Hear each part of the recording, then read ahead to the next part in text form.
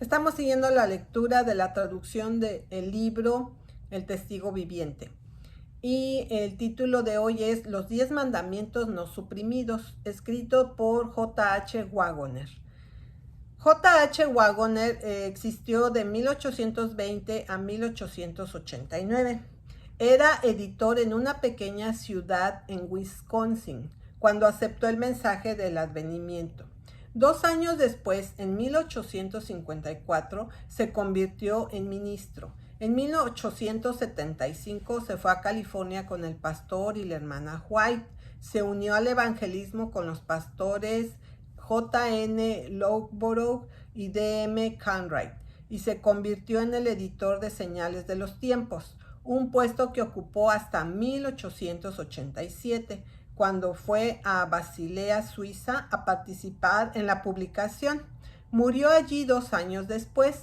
Él fue el primer editor de la revista adventista de Libertad Religiosa, The American Sentinel, iniciado en 1886.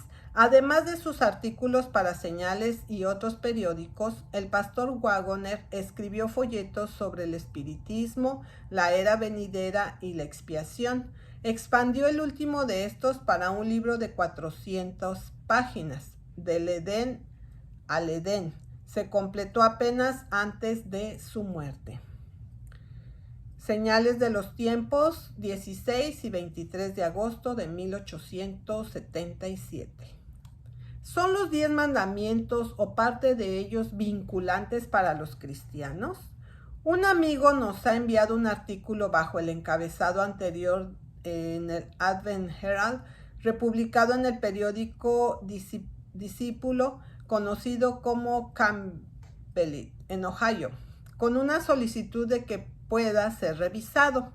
No hay un punto en el que no cumpla y que no haya sido refutado en diferentes momentos, pero ya que parece contener un resumen de los argumentos habituales sobre el tema anterior, lo examinaré tan brevemente como el tema y declaraciones lo permitan. Abrimos uno de estos papeles y encontramos una veintena o 2 de argumentos incontestables que prueban que el sábado ha sido abolido. Otro número, probablemente el siguiente, tiene igualmente argumentos incontestables de que el sábado ha sido cambiado. Cambiamos de página y leemos un reporte de un ministro de mente más combativa que espiritual, dando tiempo, lugar y circunstancias de su total demolición de todas las tesis de los sabatizadores. Y la siguiente columna contiene otro informe de otro ministro, indicando donde él presenta su peculiar evangelio en cierto sábado. Otro número del mismo artículo pondrá una excelente selección sobre el pecado de la ruptura del sábado, junto con un conmovedor argumento del editor de algún corresponsal habitual, mostrando claramente que ciertamente perderás la gracia si guardas el sábado.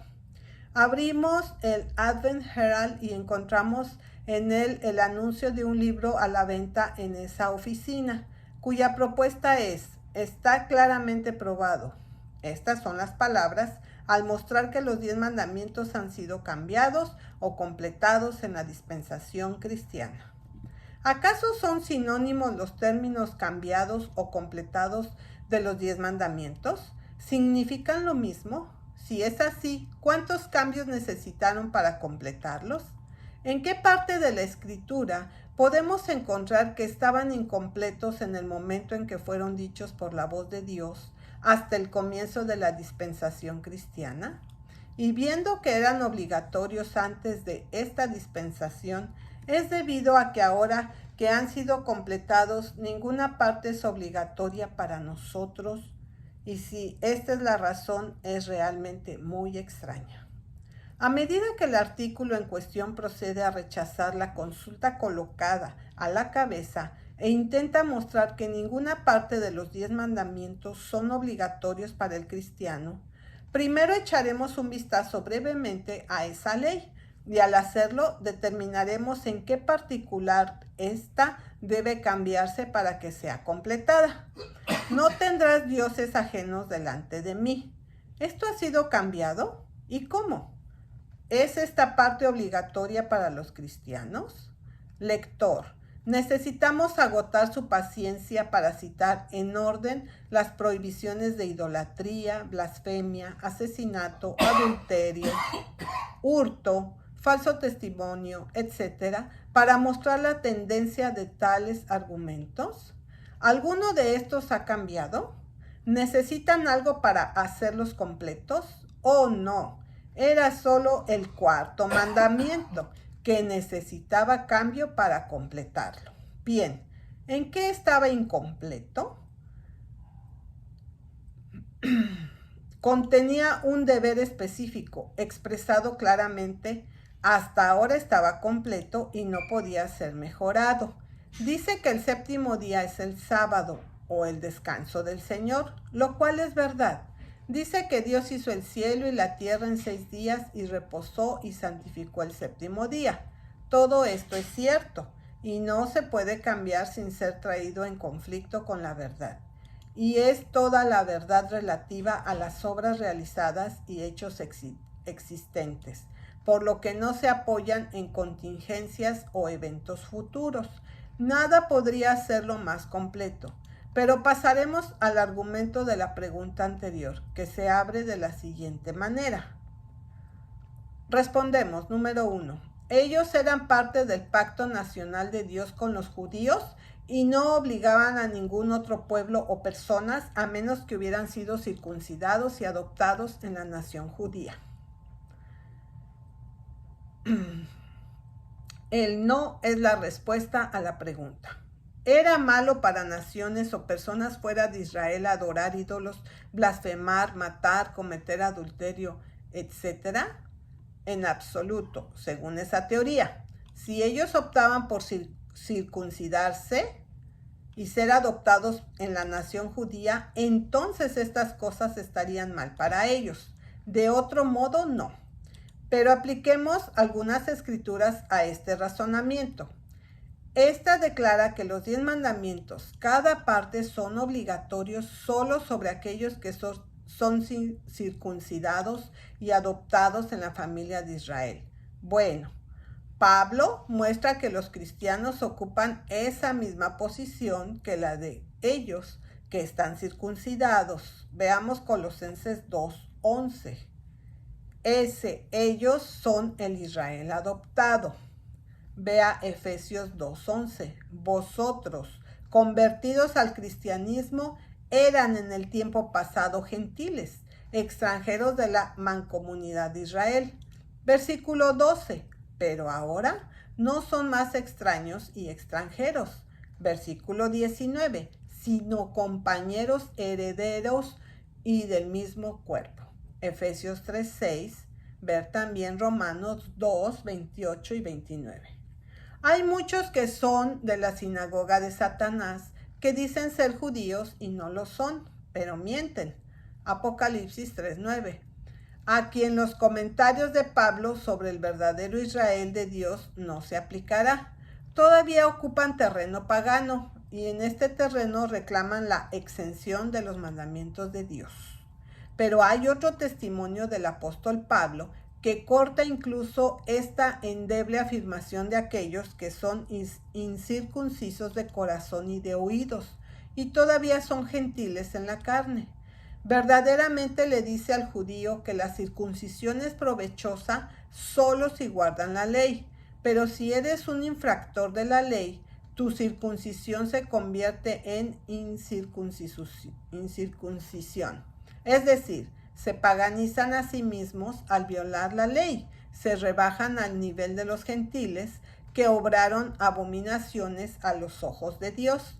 Pero además, si la incircuncisión, es decir, el gentil, guarda la justicia de la ley, ¿no se contará su incircuncisión como circuncisión?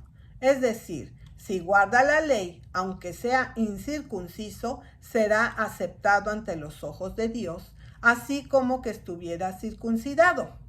Esto coloca a guardar la ley por encima de la circuncisión o cualquier ordenanza carnal, porque la ley es espiritual, Romanos 7:14. Por lo tanto, obedecerla es correcta adoración, y esto justifica plenamente al apóstol en otra expresión. Primera de Corintios 7:19. La circuncisión no es nada y la incircuncisión no es nada, sino la observancia de los mandamientos de Dios. Pero, examinado a la luz de las Escrituras, ¿a qué equivale el anterior razonamiento? Se basa en un malentendido de la circuncisión externa, y como esa circuncisión no es nada. 2. La ley de Dios escrita y grabada en piedra, 2 de Corintios 3:7, debía ser eliminada, versículo 11, que se suprime, y el versículo 13, que es abolida, etc. Por favor, lea todo el capítulo. Quizá no haya ningún pasaje en la Escritura que haya sido más frecuentemente distorsionado o pervertido a un mal uso que el arriba citado. El pasaje no mencionó la ley de Dios, sino más bien habla del misterio de la muerte como terminado. Ahora sabemos que Moisés fue el primer ministro y que ese texto se refiere al servicio o trabajo del ministro. Y es claro por la referencia a la gloria de su rostro, que solo estaba velado, versículo 7, y que representaba lo que iba a ser eliminado. Dice que el velo fue puesto sobre Moisés para ocultar su gloria a la gente, que los hijos de Israel no podían mirar fijamente al final de lo que estaba abolido. Pero, ¿qué ganan nuestros oponentes con este texto para demostrar que ninguna parte de los 10 mandamientos es obligatoria para los cristianos? Una parte de esa ley dice, no cometerás adulterio. ¿No es esto obligatorio para los cristianos? Otra parte prohíbe el asesinato, robo, falsedad, idolatría y blasfemia. ¿Son estas partes no obligatorias para los cristianos? ¿Realmente estas personas quieren decir lo que dicen? ¿Cómo evitarán la inevitable conclusión extraída de sus enseñanzas? Sabemos que evitar el sábado es su único objetivo de todos esos argumentos, pero no es suficiente evidencia de que la causa es mala cuando tales medios a los que recurren a fin de sostenerla. Dejemos la objeción aquí, con toda su aparente deformidad e inmoralidad a cada espectador. 3. La ley, que abarca todo el sistema mosaico, fue añadida a causa de las transgresiones, hasta que viniese la simiente a quien fue hecha la promesa. Gálatas 3:19. Cristo fue esa semilla. Verso 16. La ley fue nuestro maestro de escuela para traernos a Cristo, para que seamos justificados por la fe. Pero después que la fe ha llegado, ya no estamos bajo un maestro de escuela. Versículo 24 y 25. Cristo es el fin de la ley para justicia a todo aquel que cree. Romanos 10:4. No estamos bajo la ley, pero bajo la gracia. Romanos 6:15. Es muy fácil citar las Escrituras sin hacer referencia a su conexión y significado verdadero. Cuando se tiene el prejuicio del oyente o lector ya alistado a favor de la construcción que desea realizar. 4 textos se han citado, pero no se da ninguna razón para demostrar que la construcción que se ha puesto sobre ellos es justa. En Romanos 5:20, el apóstol dice, la ley empero entró para que el pecado creciese. La ofensa, entonces, debió existir antes de que entrara la ley. Un paralelo a esto se encuentra de nuevo en Romanos 7:13. A fin de que por el mandamiento el pecado llegase a ser sobremanera pecaminoso. Pero el pecado es la transgresión de la ley, y ninguna ley puede hacer que una ofensa o pecado parezca pecaminoso, excepto el transgredido, ya que sería absurdo intentar convencer a cualquiera del mal del robo citando la ley que dice no matarás. Todos deben reconocer que la abolición de una ley y el perdón de su transgresión no pueden desaparecer juntos. Si se deroga la ley, no se necesita perdón. Si se extiende el perdón, la perpetuidad o vigencia de la ley se reconoce. Redimirnos de la maldición de la ley, Gálatas 3:13, es esencialmente diferente a liberarnos de la obligación para con la ley. Redimir a los gentiles de la maldición de la ley, Gálatas 3:14, era para probar que los gentiles estaban sujetos a la ley, contrario al del objetante. Las dos expresiones del apóstol en conexión son dignas de un cuidadoso aviso, porque toda la ley se cumple en una palabra, incluso en esta: amarás a tu prójimo como a ti mismo. Pero si te dejas llevar del Espíritu, no estáis bajo la ley. Gálatas 5:14 y 18. Lo contrario de esto último es cierto. Si no sois guiados por el Espíritu, estáis bajo la ley. Pero como la ley se cumple en el amor, es evidente que el apóstol no quiere decir que no estéis obligados a la ley. Si sois guiados por el Espíritu, pero no bajo condenación, sois redimidos de su maldición. La objeción se refiere a los pasajes a los cristianos y es allí donde ellos pertenecen. Pero si el cristiano no estaba bajo la gracia, sino bajo la ley, antes de convertirse en cristiano, ¿estaba abolida la ley? Si es así, no estaba bajo de ella. Y si es así, debió haber estado bajo gracia antes de tener fe en Cristo. Y si es así, de nuevo, todo el mundo debe estar bajo la gracia, porque nadie puede estar bajo una ley abolida. Los universalistas deberían dar a nuestros oponentes un voto de agradecimiento por esto. Es un argumento tan bueno como siempre aducido para la salvación universal. Pero habiendo probado que es subversivo de todo el sistema del Evangelio y de cada principio del derecho y de la justicia, estamos dispuestos a dejarlo al lector sincero.